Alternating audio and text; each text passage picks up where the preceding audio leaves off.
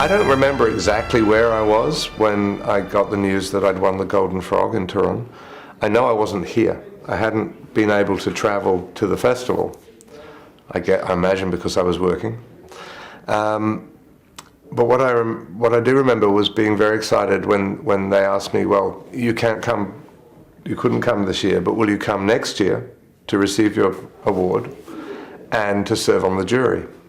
And so I came to the second Camerimage in Turin, and it was probably one of the most amazing experiences of my life. I met great cinematographers who I'd only read about or heard about or seen their work, and actually sat with them and ate with them and sat in jury room with them.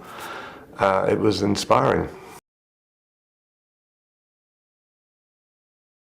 I think that we now have a much broader understanding of what a good image is. I think, in the 30, 40 years ago, we would have talked about images which have classical beauty or particular refinement of artistic lighting or framing or whatever. I think in the modern age, the 21st century, we have a much broader interpretation of this. And so therefore I would define a good image as being, in a movie, as being an image that truly serves the narrative. Whatever the narrative is, whatever the interpretation, if it is pleasing to the audience and pleasing to the filmmaker, then it is the correct and therefore the good image. It becomes art the moment that the cinematographer makes a creative choice, which means it is almost, at the minimum, I think the only time that cinematography is not an art is if you put the camera down at random and turn it on with no intervention. The most important thing in relation to between the cinematographer and the director, I think, is communication.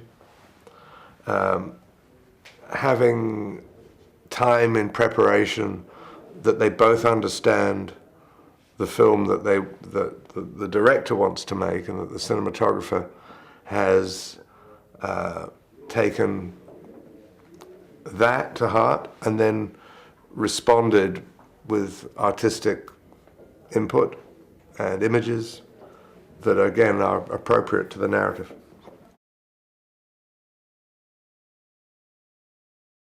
I would say that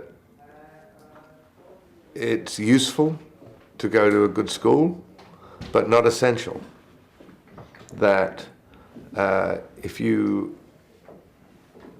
it is something you can learn, you can be self-taught. But of course you have to have collaborators around you. And the beauty of going to a school, of course, is you instantly have a team of collaborators created by the other students you're with. But it would be possible to start with just a group of friends, and people have done this. Peter Jackson in New Zealand, a famous example, just started making films with his friends on the weekend and then learnt the refinement of it later. The one thing I would suggest is that over the next few years, probably all of us are going to be shooting in digital, and certainly almost everyone who is starting out. But if you have the opportunity to work with film, even as an experimental stage, it's a very valuable experience. And it is most valuable because of the fact you do not see the image while you're creating it. You have to hold it in your head. You have to visualize it and understand how the film will respond to the light that's going into the camera. And even if in the rest of your life you always shoot with digital and therefore always see the result as it is being made, this is a very, very useful learning experience.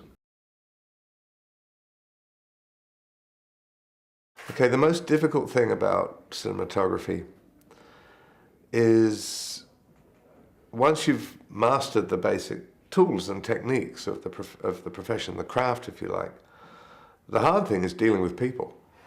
You know, whether it's producers who want to make a movie for less money and less equipment and less time than you think you need, whether it's a director who is, some directors, some actors. I mean, dealing with people is the biggest challenge. Not that it's a bad experience, but you're dealing with individuals who have their own creative agendas, who have their own demons sometimes. We are dealing with artists, and so it's not always the most straightforward relationship. When I first got interested in making films, I made a 16mm film at university, which I shot on a Bolex, and I had a book, How to Make Films, and it wasn't very good.